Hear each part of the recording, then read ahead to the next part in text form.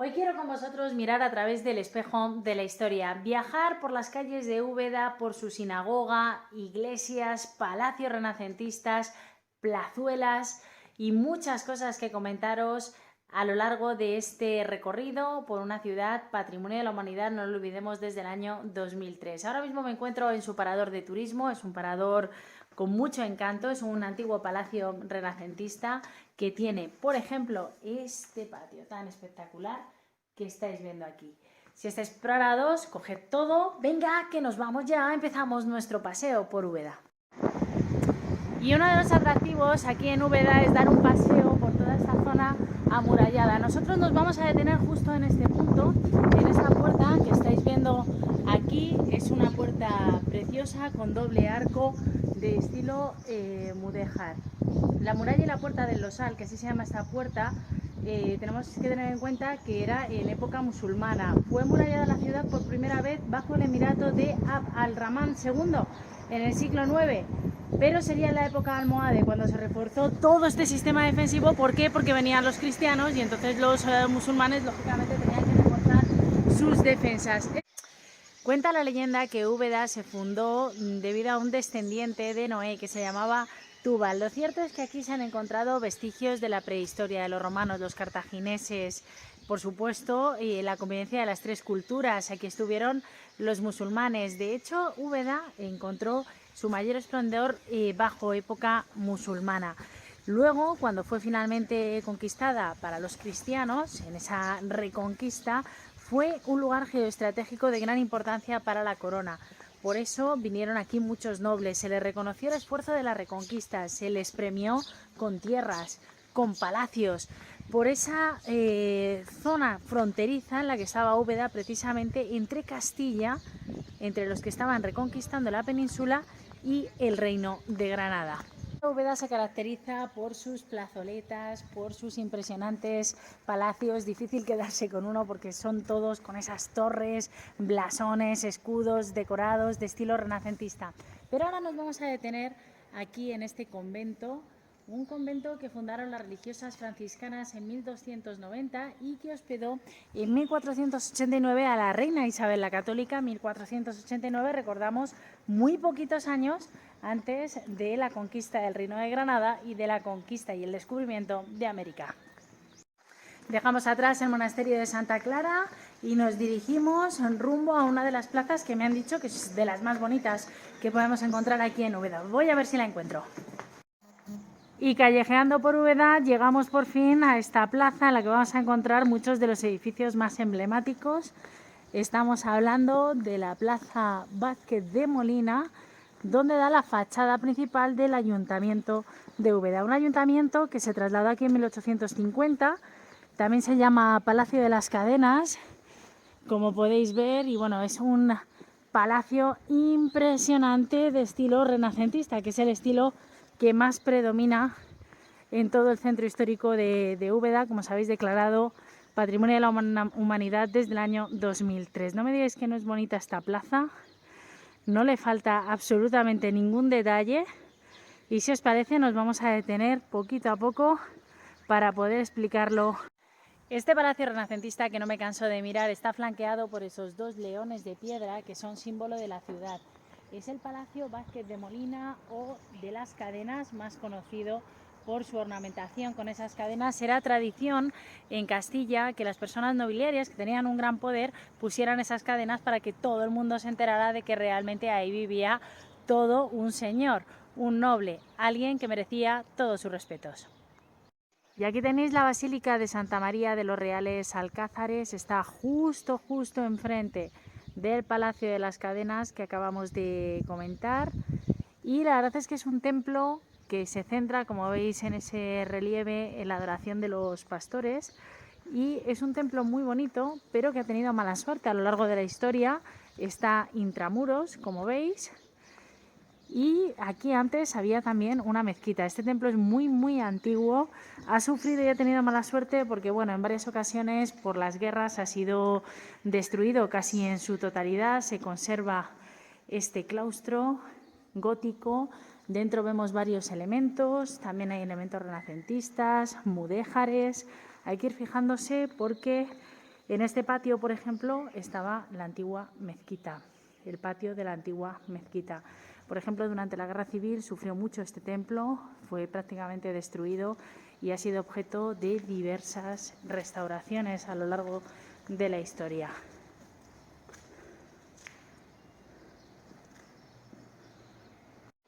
Abandonamos el parador de turismo y aquí tenemos la Sacra Capilla del Salvador del Mundo, con esos relieves imponentes en su entrada.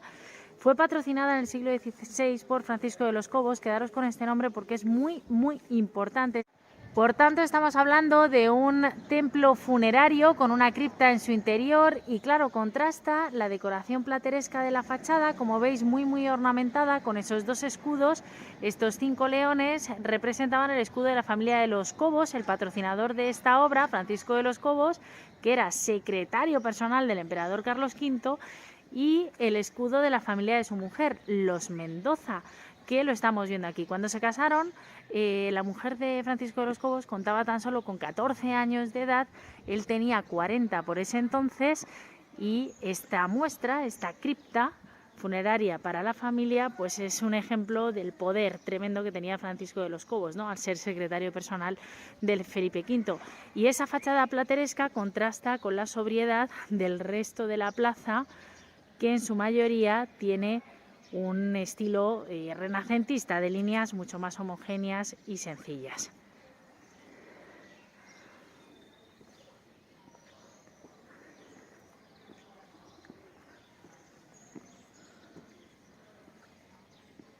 Francisco de los Cobos es uno de los personajes ilustres de aquí de Úbeda, nació y murió en esta su ciudad, tenía un afán por acumular títulos, por acumular propiedades, y la verdad es que, bueno, también se le conoce y se le reconoce como un gran mecenas de artistas. No es la única persona conocida que ha nacido aquí en Úbeda. Por ejemplo, si viajamos en el tiempo y nos vamos al presente, no nos olvidemos que de aquí también es el cantante Joaquín Sabina.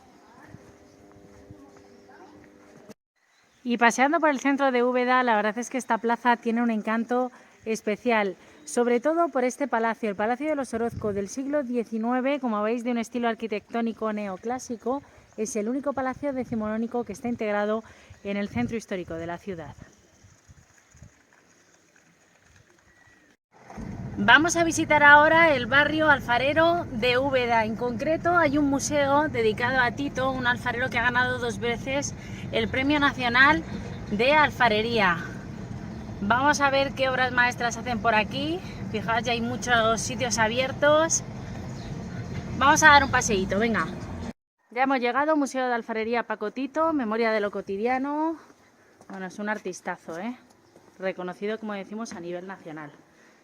Vamos a ver qué nos encontramos por aquí.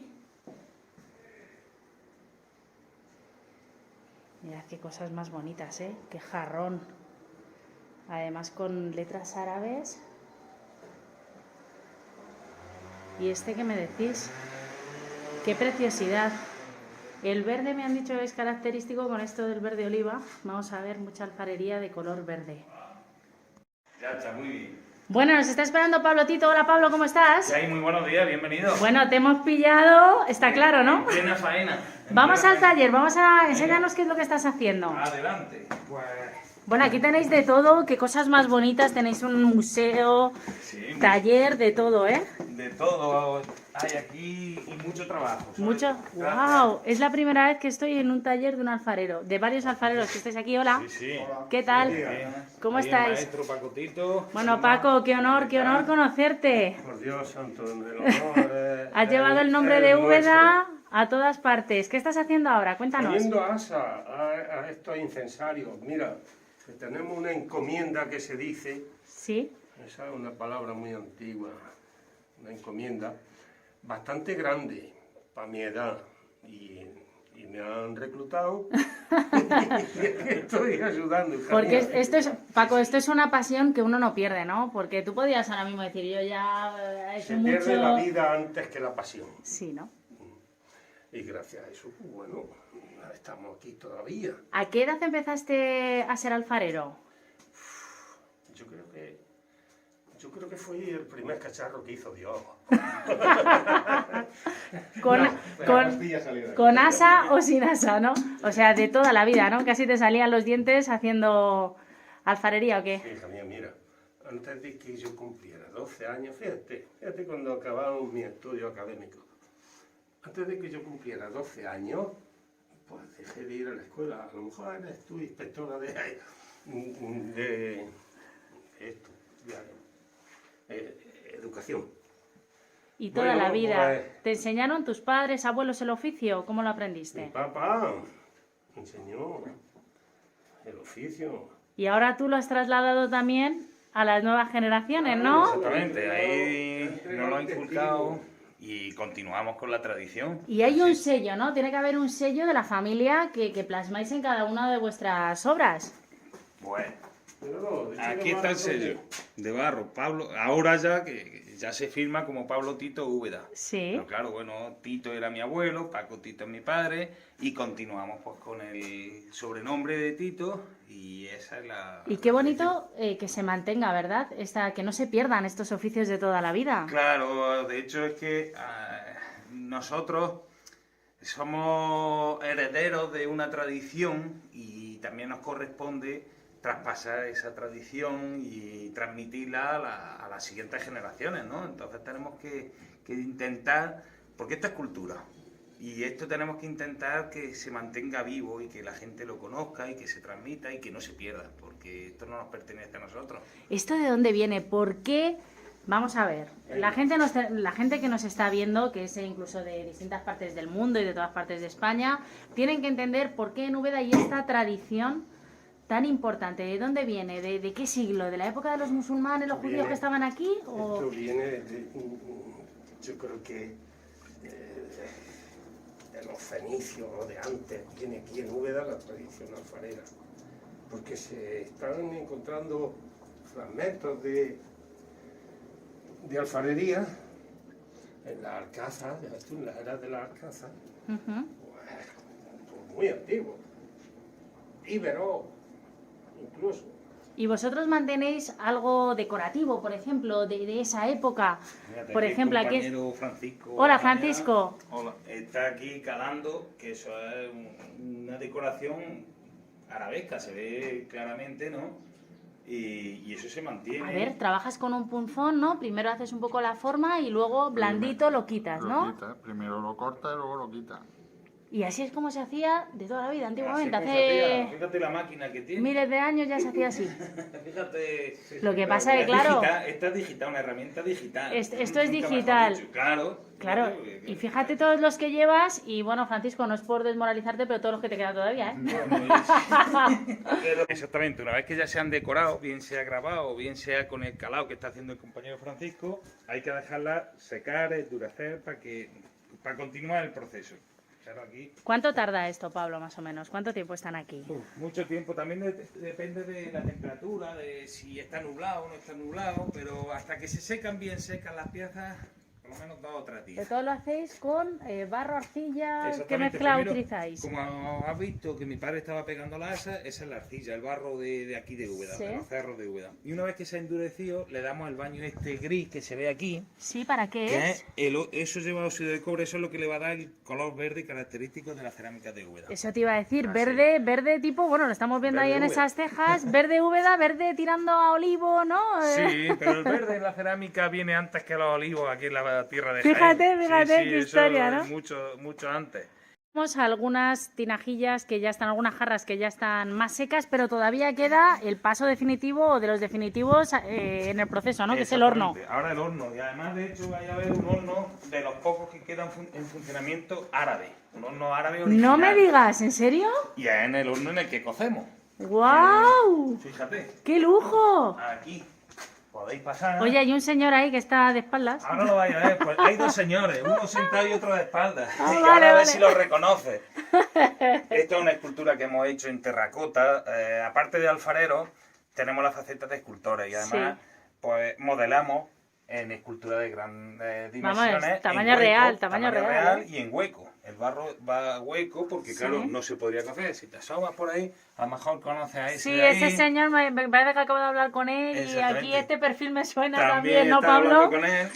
Esto, bueno, mi padre llevaba mucho tiempo con el empeño de hacerme a mí una escultura. Sí. Pero yo decía que yo no me veía en una escultura, que yo no me ubico así. Entonces, él venga y insiste, y al final, durante esta pandemia dichosa que todavía estamos, Que ha servido para algo, para la creatividad, para por mucho. ejemplo, ¿no? Exactamente. Entonces a mí se me ocurrió decirle, mira, vale, me va a hacer la escultura, pero la escultura va a ser los dos juntos y tú modelándome a mí, dándome forma, dándome vida. Pues muy bonita, Entonces, ¿eh? ese Yo ha le daría sido- un premio a esta escultura, fíjate lo que te digo. Ya este horno ya, bueno, no sé qué le haría, un monumento. Esto hay que conservarlo, ¿eh? Hay que conservarlo, es lo que decimos. Nosotros somos meros transmisores y meros herederos de nuestros antepasados. Entonces, tenemos que hacer por donde que esta cultura perdure viva y conozcamos cómo se hacía y seguir haciéndola. ¿Por qué no? Y este horno yo creo que también nos da un toque especial, porque tener un horno Exactamente. árabe, esto se tiene... ¿A qué temperatura Esto se puede pone a llegar? 1000 grados. Y mira, cuando me comenta eso, es verdad, se me pone el vello de punta porque es pura emoción. Es que es pura historia. Yo me estoy imaginando ahora al alfarero de hace, no sé, 1000 años Tal o cual. 900 años, 800, Tal cual. entrando por aquí Sí, sí. Y cociendo la y misma haciendo lo pieza, mismo que haces tú. Pero es que además, fíjate, por ejemplo, los nombres de las piezas todavía son los mismos que utilizaba aquel alfarero de hace 1000 años. ¿Ah, sí? Alcuza, Vale. esta de aquí se llama Zaida. Faida, ¿vale? Alcoya. Fíjate, yo le llamo jarritos, jarroncitos a Bueno, todos cada y uno cada uno tiene, tiene su toque, pero fíjate, efectivamente. los nombres vienen de origen árabe. Por ahí asoma una azumbre. Sí. Todos son piezas que el nombre todavía lo mantenemos del origen árabe. Entonces ahora nosotros estamos colocando piezas aquí en el horno Sí. y una vez que está completamente lleno hasta arriba, se sella ahí, se le hace una puerta de ladrillo Sí. y por abajo le pegamos fuego. Y primero con leña de derribo de las casas, de la poda del olivo, y después con orujo, el hueso de la aceituna. Sí. Con eso subimos la temperatura del horno hasta 1000 grados. ¿Y A cuánto, ojo. cuánto tiempo lo mantenéis? Entre 27 y 28 horas seguidas alimentando el horno. Y me estás diciendo que esto de aquí lo cerráis con... Con Fíjate, ladrillo, aquí lo con estos tienes, aquí lo ladrillos que hay por tienes. aquí. Exactamente. Lo cerráis aquí la Se hace puerta. aquí el tabique de ladrillo y ahora bajamos abajo y veis por donde Venga. se alimenta el horno. Bueno, no había visto esto nunca. Por eso, esto hay que mostrarlo. Esto hay que enseñarlo y enseñarlo en las escuelas. Fíjate lo que te Así es, digo. así Que es, luego esa- utilizamos jarras y no sabemos Claro, y no dónde sabemos viene. el trabajo que lleva detrás ni la persona que está detrás. Entonces, por esta puerta, primero Sí. hacemos una lumbre chiquitilla, con leña. Y muy poco a poco, muy lentamente, vamos subiendo esa temperatura, así durante unas 7 o 8 horas a base de leña. La tiempla, que la llamamos. Sí. Y una vez que ya está el horno templado, reducimos la puerta y por otra puerta más chiquitilla, con este plato, a ver si lo cojo, con este platillo de aquí, Sí. le echamos entre 3.500 y 4.000 kilos de orujo. Aquí de rodillas, nos hincamos aquí de rodillas y empezamos a echarle así al horno hasta que alcanza 1000 grados de temperatura. Wow. Más o menos. Y la temperatura la controlamos a ojo. Esto es la experiencia. Es de muchísimos- artesanal, Totalmente. todo, vamos. Una vez que ya está el horno cocido, Sí. se tapa la puerta por donde lo hemos estado alimentando. Ya digo, después de 27, 28 horas, dependiendo, se tapa esta puerta y nos untamos la mano de barro y le hacemos esta cruz. ¿Y eso? Y se le reza una oración que dice: alabado sea el santísimo sacramento del altar, que el Señor te quite lo que te sobre y te ponga lo que te falte. En el nombre del Padre, del Hijo y del Espíritu Santo. Amén. Bueno, Pablo, y a mí me han hablado que tenéis una colección de Quijotes, que esto hay que enseñarlo, por favor, porque esto sí que es una obra de arte, pero vamos, con mayúscula.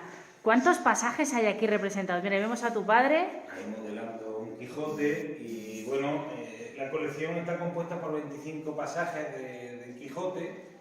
Se hizo en el año 1997 con motivo del 450 aniversario del nacimiento de Cervantes. Entonces, eso se hizo esta colección, se puso por primera vez en Ciudad Real, en el Museo López Villaseñor, pero después, a raíz de aquella exposición, se han hecho más de 100 exposiciones por toda España. Y bueno, luego esta colección es nuestra, del museo, está catalogada incluso, pero sobre esta colección no han hecho muchos encargos, se han hecho infinidad de piezas, todas distintas, cada una es única, pero se han hecho muchísimas piezas. De hecho, también En Tarancón hay una colección completa, el Ayuntamiento de Tarancón nos encargó una colección completa que la tienen puesta en el museo de allí de Tarancón y la sala es la sala Los Quijotes de Pacotito. Bueno, Así. imposible quedarse con una escena. Estoy alucinada ahora mismo. ¡Qué barbaridad! Muy bonito. ¡Qué barbaridad! Sí, sí. Qué homenaje más bonito de maestro a otro maestro, ¿no? El maestro de las El letras. otro sí que era un maestro. Nosotros nada más que le damos forma al barro, ya está. Estamos llegando al museo y nos da la bienvenida el primer Tito. Cuéntanos su historia. Exactamente, ese era mi abuelo. Sí. Y bueno, aunque él también era hijo, nieto, bisnieto, sobrino de alfarero, es decir, que le venía también el oficio en la sangre, pero en aquella época, él nació en 1909, en aquella época los alfareros, o en el oficio, no había una marca, no había un nombre, todos trabajaban prácticamente a una, y entonces no se creó esa marca, pero él se llamaba Pablo, pero todo el mundo en Úbeda lo conocía como Tito, era un apodo que tenía, pero como no era un apodo tampoco despectivo, pues sobre los años 60 llegó entonces Arte España, Galerías Preciados, llegaron una serie de marcas, de tiendas que reactivaron el oficio, que le dieron otro enfoque a la alfarería, porque antes era de uso.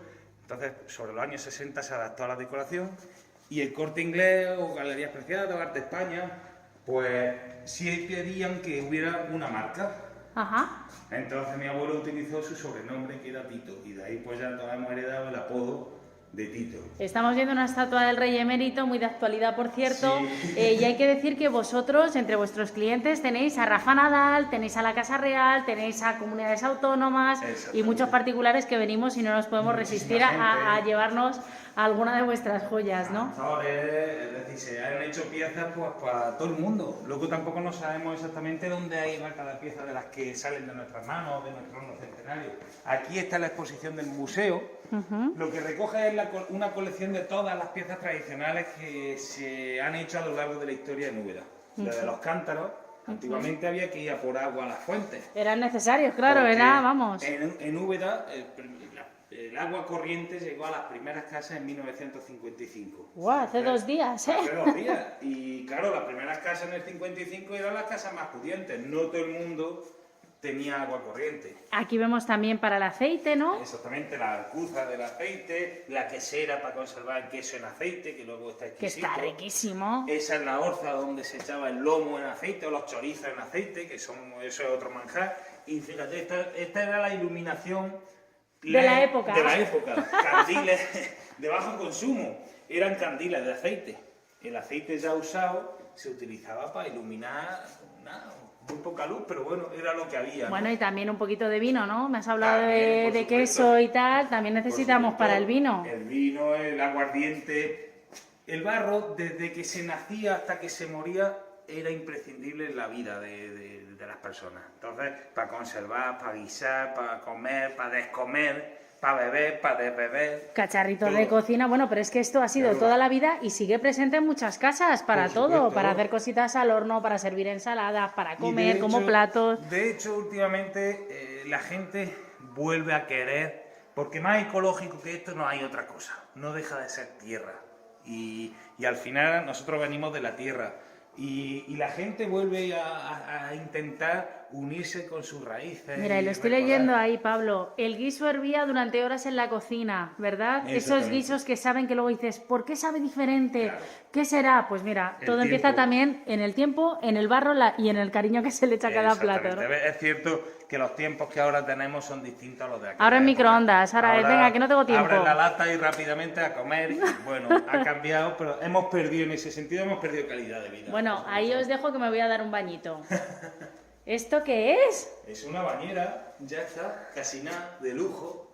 Pero De bueno, lujo. esto lo estoy viendo ya yo en los mejores hoteles. Claro. Además, estilo vintage, ¿no? Y Sí, sí, bueno, sí. y decorada, precioso, con ese verde tan característico. Así es que, como decía antes, no en todas las casas se podía permitir el lujo de tener una pieza así, una bañera. Eso era la gente noble, pero bueno, la tenían.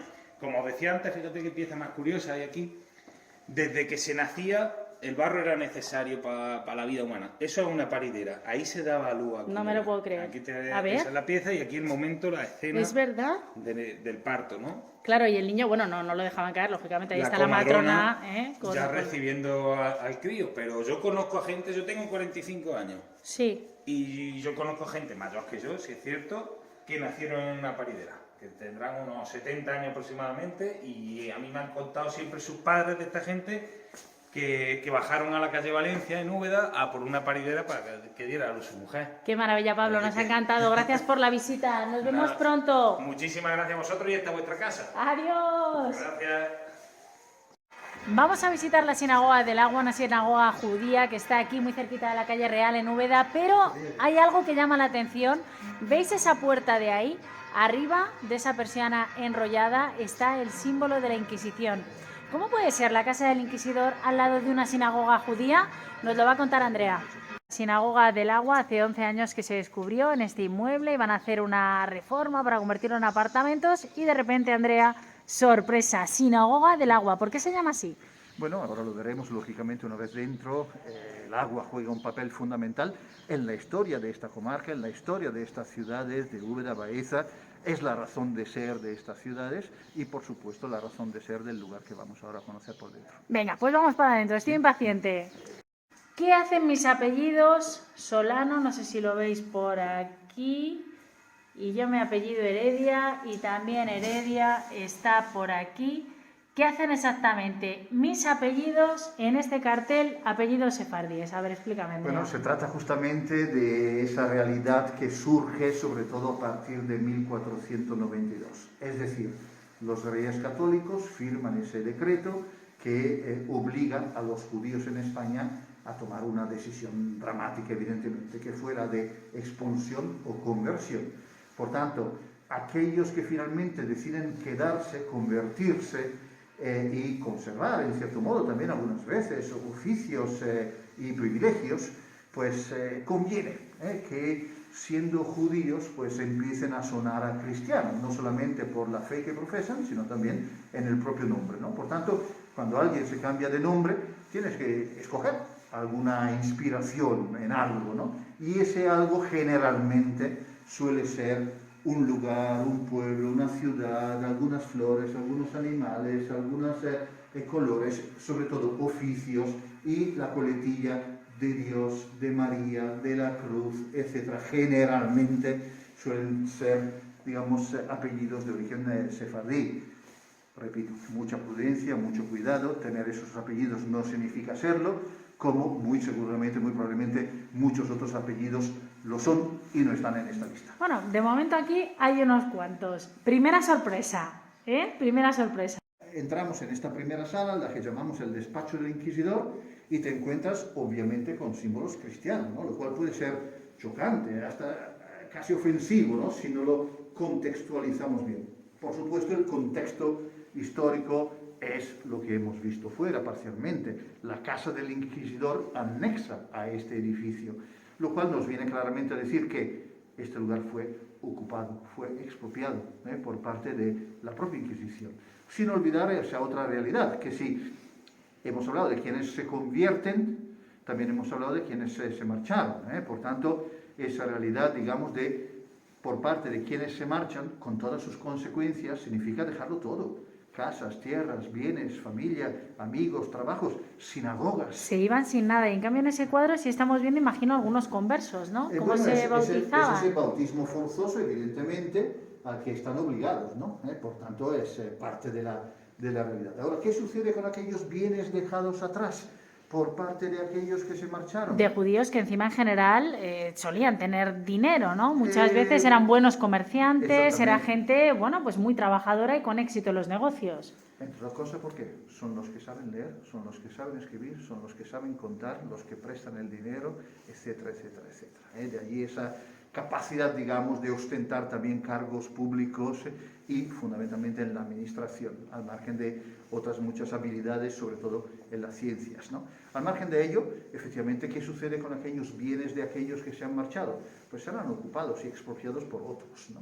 ¿Y esos otros quiénes son? Generalmente órdenes religiosas, entre las cuales también la mismísima Inquisición. Por tanto, se da esa paradoja Además, que no deja de ser chocante enterarse, saber que dentro de la mismísima Inquisición hubo judeoconversos. Dentro de la Inquisición. Absolutamente así. Wow. Es sobradamente conocido el nombre de un tal Torquemada. Sí, El sí, sí, mismísimo sí, sí. Torquemada tenía una fina línea de sangre judía en sus venas. Fernando el Católico, el rey, tenía antepasados judíos. O sea, esto de castellano viejo de varias generaciones, Hay que no tomarlo con tanto, mucha ¿verdad? prudencia, exactamente, mucha prudencia, sin olvidar figuras fundamentales e importantes que, bueno, añadiré, aprovecho que estamos en Úbeda. San Juan de la Cruz, que murió en Úbeda, al igual que Santa Teresa, eran descendientes de judeoconversos, tuvieron problemas por ello. Santa Teresa fue juzgada por la Inquisición, sospechosa de judaizante en ese siglo XVI. Andrea, aquí tenéis documentos, facsímiles, contratos de compraventa donde queda clarísimo que lo que hasta hace poco pensábamos que los judíos en Úbeda iba a ser algo, bueno, circunstancial, ¿no?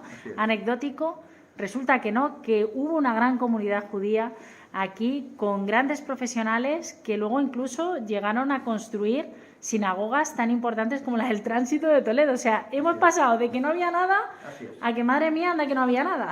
Así es, así es. ¡Qué barbaridad! De eso se trata, ¿eh? Se trata de haber, digamos, reescrito en cierto modo la historia medieval de esta ciudad, ¿no? Que ignoraba completamente su pasado judío y sin embargo este hallazgo, pues en cierto modo nos ha obligado, ¿no? a estudiar, a investigar y descubrir cosas absolutamente fascinantes, interesantes. Y se podría hacer incluso una ruta de casas judías, incluso fuera de la judería o en la judería. O sea, es increíble todo lo que se ha descubierto en los últimos 10 años, ¿eh? Gracias a esta sinagoga del agua que tenéis que venir a visitar. Y una vez que hemos estado en este patio, en esta estancia que pertenece a la casa, entramos propiamente en lo que se conoce ya la sinagoga judía, que es esta otra sala con estos arcos, esa parte superior. Aquí estamos viendo la parte destinada de la sinagoga más a los hombres. Correcto. Y siempre separados, incluso por un piso de altura. Esa era la galería de mujeres, ¿no? Para seguir la oración y la lectura de la Torá. Y después, bueno, hemos lógicamente dotado la Sinagoga del Agua de una cantidad importante de piezas interesantísimas. Sin duda, la más sagrada, si no la más valiosa, es la Torá, es el rollo de la Torá, es el Pentateuco, en definitiva, es el Antiguo Testamento, por tanto, es la base, ¿no? de las religiones monoteístas, que para los judíos es lo más sagrado. En este caso es una pieza original, siglo XVI, por supuesto es pergamino, cosido, con todo el ritual, digamos, y la parafernalia que implica también crear esas piezas. Ni siquiera está completa me diría entre 40 y 50 metros, y es una pieza, entre otras cosas, que viene de Marruecos, porque no lo olvidemos, cuando hablamos de expulsión y conversión, gran parte de los judíos, sobre todo andaluces, que decidieron marcharse, ¿a dónde fueron? A Marruecos, ¿no? Al estrecho, ¿no? Efectivamente, Marruecos, el norte de África, Egipto, Oriente Medio, Turquía, Grecia, los Balcanes. Bueno, ahora hay sefarditas por todo el mundo, lo sabemos, ¿no?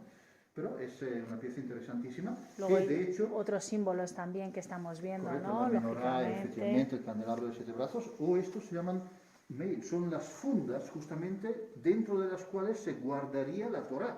Andrea, te veo ahí con 2 alambres. Me has dicho que en esta sinagoga hay 7 pozos. Podemos ver, os voy a enseñar alguno de ellos. Los veis ahí en las esquinas. Allí hay otro y hay uno más aquí.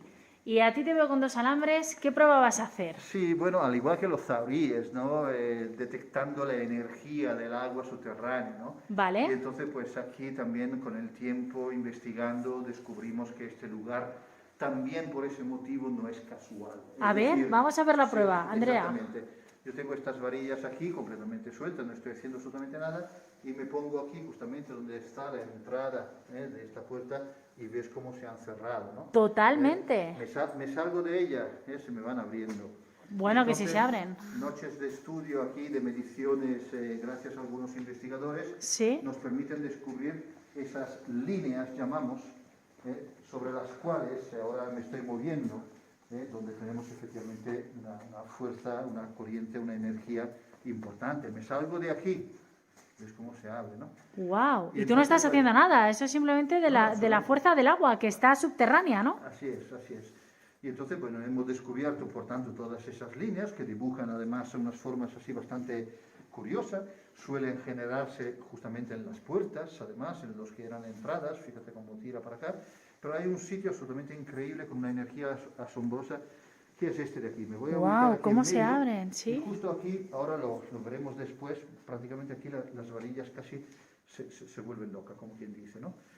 No paran. ¿Y esto qué significado puede Significa que aquí tener? tenemos un cruce de energías, un cruce de corrientes y genera toda esa, digamos, vuelve loco, como si dijésemos a las varillas, como si lo hiciéramos con un péndulo o como si lo hiciéramos con otros instrumentos que también tienen esa capacidad, digamos, de generar, mejor dicho, de medir la energía de los lugares. Si fuéramos unos taoríes y buscásemos agua, acabaríamos aquí y habría agua, seguro. Sin duda, sin duda. Y además hemos vivido muchísimas experiencias al respecto de gente, de hecho, que tiene ese don de sentir el agua, la energía del lugar, sin ni siquiera usar instrumento alguno, ¿no? Desde luego no es casual que esta sinagoga esté aquí y haya 7 pozos y aguas subterráneas. Esto tiene un porqué y lo acabamos de ver con Andrea. Y en una sinagoga del agua no podía faltar, aparte de los pozos, Andrea, la zona de purificación, que me estás llevando por aquí por unos laberintos.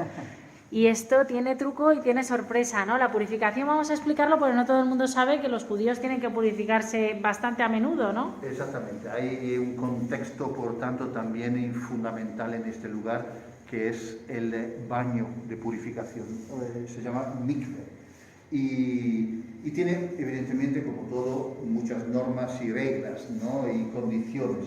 La más importante y fundamental, imprescindible, de hecho, es que el agua tiene que ser agua pura, agua limpia, agua de manantial, agua que emana de la madre tierra, agua que no ha sido tocada, ¿de acuerdo?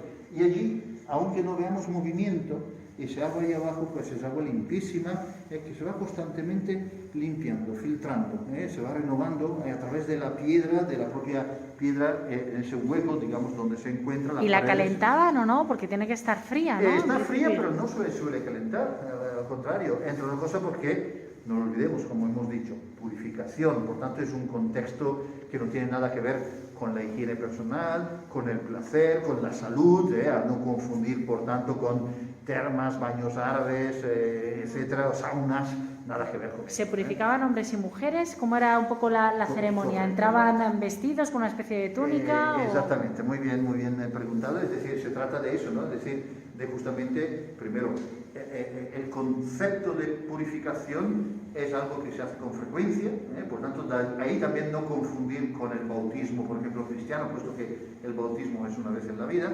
Esto se hace con la frecuencia que requiere la vida religiosa.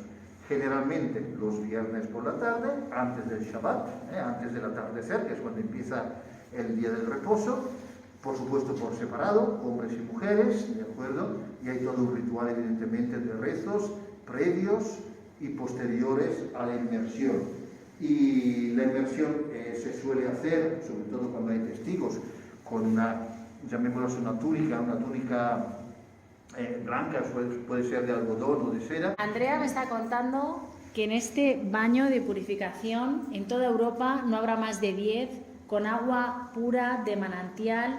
Por estas escaleras bajaban y siguen bajando gracias al descubrimiento de esta sinagoga del agua, judíos antes de casarse, mujeres después de la menstruación, también para introducirse al judaísmo. Recordamos que no es una práctica que se haga una vez en la vida, esta purificación en el caso del judaísmo, como puede ser el bautismo cristiano, ¿no? Aquí es muy frecuente que vengan y se purifiquen en este agua de manantial que se renueva, cristalina, y que está, sí me lo ha dicho Andrea, un poquito fría, pero bueno, se meten con una túnica y es un ritual dentro del judaísmo muy importante que está aquí en esta sinagoga del agua en Úbeda. El 21 de junio por la mañana me estás diciendo, Andrea, que esto pasa, que un haz de luz se proyecta aquí en el agua el 21 de junio, que no es una fecha cualquiera, ¿no?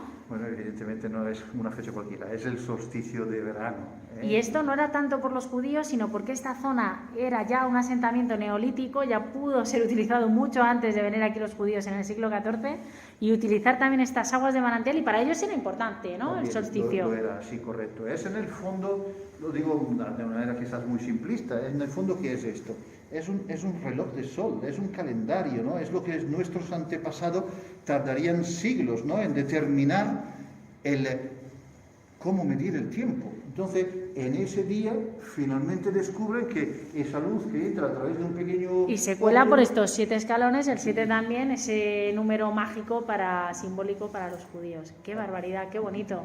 Y qué casualidades, o no tan casualidades. Una casualidad, efectivamente, un cúmulo de casualidades inmensamente afortunadas. ¿De qué siglo son estas Bueno, no tinajas? están todas, hay variables aquí, por tanto desde el siglo XIV-XV hasta alguna más reciente, del siglo XVIII, hasta que finalmente, no lo olvidemos que en el XIX la filoxera mata casi todos los viñedos, ¿no? Una enfermedad que mató casi todas las viñas, bueno, en casi toda Europa, ¿no? Y entonces se deja de producir vino en esta comarca y es cuando, de hecho, poco a poco se va incorporando, se va introduciendo, mejor dicho, el olivo. Exactamente, Ajá. y ahora pues somos el número 1 en producción de aceite de oliva en el mundo, ¿no? Que fíjate qué cambio, ¿eh? Que le iba a decir que Jaén, hasta hace relativamente poco, podemos decir, era más productor de vino que de aceite, ¿no? Sí, algunas Curioso. comarcas como esta donde nos encontramos. Y Por los supuesto, judíos excelentes productores excelentes productores de vino. Sí, y comerciantes.